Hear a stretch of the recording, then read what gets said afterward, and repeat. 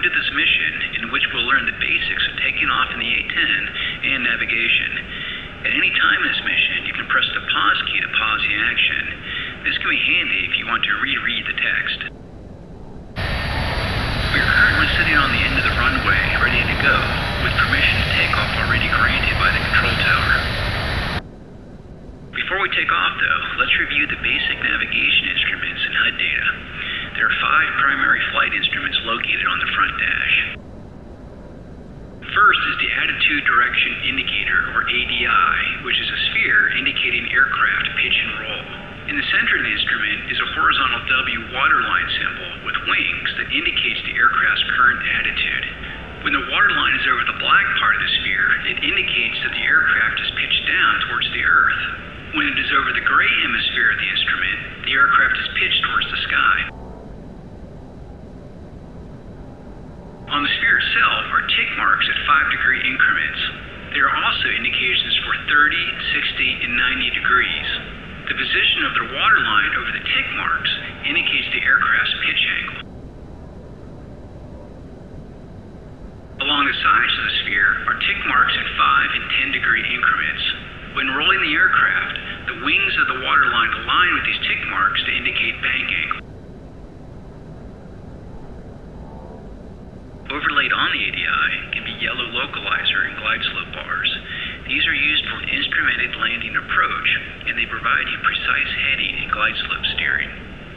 The vertical localizer bar indicates horizontal steering direction to align you with the runway. When this bar is to the right of center, it indicates that your approach is too far to the left. If the bar is left of center, you are too far to the right. The horizontal bar indicates if you are above, below, or on proper glide slope. If the bar is below center, you are above glide slope, and if it's below center, you are above glide slope. You want to have these 2 bars form a perfect cross in the center of the ADI when landing.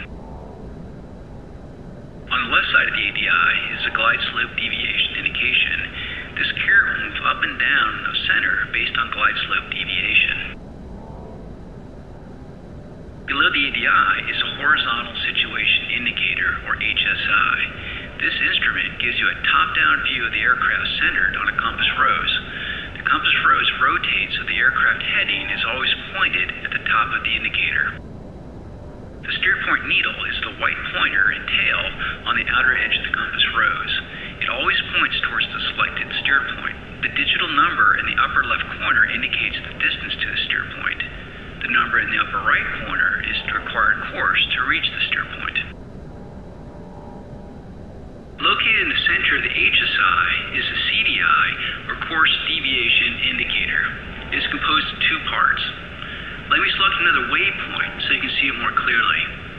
You can cycle waypoints by pressing left control and the tilde key. The outer portion of the indicator bar always points to the heading you need to fly to reach your steer point. The inner portion indicates how far off the course line you are and to which side of the course line you need to fly to pick up the correct course line track. When the bar is centered and the steer point needle is pointing straight up, you are on the planned course line. To the left of the ADI is the airspeed indicator. This instrument displays indicated airspeed between 50 and 500 knots indicated. To the right of the ADI is the barometric altimeter. This instrument displays your altitude above sea level with a digital window and a sweeping pointer. The altimeter scale is read in 20-foot increments, and each whole number represents 100 feet. The final basic instrument is the VSI, or Vertical Speed Indicator. This indicates your climb or descent rate in thousands of feet per minute. The needle moves clockwise when you're climbing and counterclockwise when you're descending. Let's now discuss the navigation data displayed on the HUD. The Destination Index, also known as a tadpole, will help guide you to the steer point by both moving side to side on the HUD and pointing its tail in the direction of the steer point.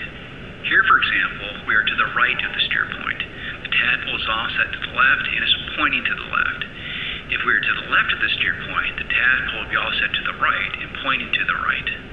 When it's centered and pointing straight up, the steer point is directly ahead. The second HUD symbol is the steering heading bug that is under the heading tape at the bottom of the HUD.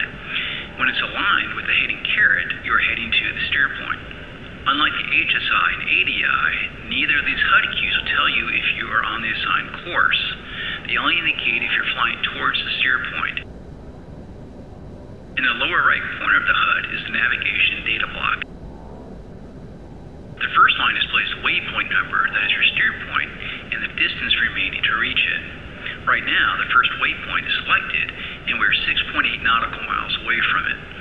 The second line shows the actual time remaining to reach the waypoint, and the delta, or the difference between the planned time and actual time you will get there. If the delta is negative, you'll need to speed up in order to reach the waypoint at the planned time. If it is positive, you'll need to slow down. We'll ignore the delta for this flight, since we're not trying to meet a planned time on target. The third and final line is the mission clock indicating real time. Before starting the takeoff roll, hold down the W key to apply the wheel brakes and press the keypad plus key to increase engine power to 90% of fan RPM. Hold for about 3 seconds and monitor the engine gauges to ensure everything looks okay. If so, increase throttles to 100% of fan RPM and release the wheel brakes.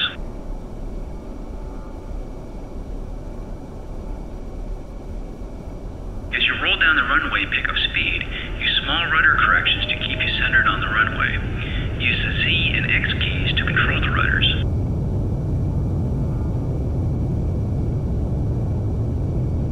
At about 140 knots, smoothly pull back on the stick to a pitch angle of 10 degrees. You can monitor this on the ADI. Hold the pitch at plus 10 degrees and let the aircraft fly itself off the runway. Be careful not to yank back on the stick and stall the aircraft.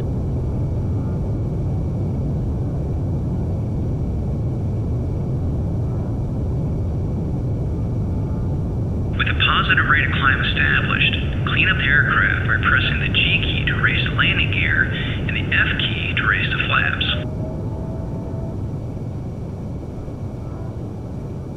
You can now press the escape key and take control. Use what you learned at this mission and navigate to the destination airfield.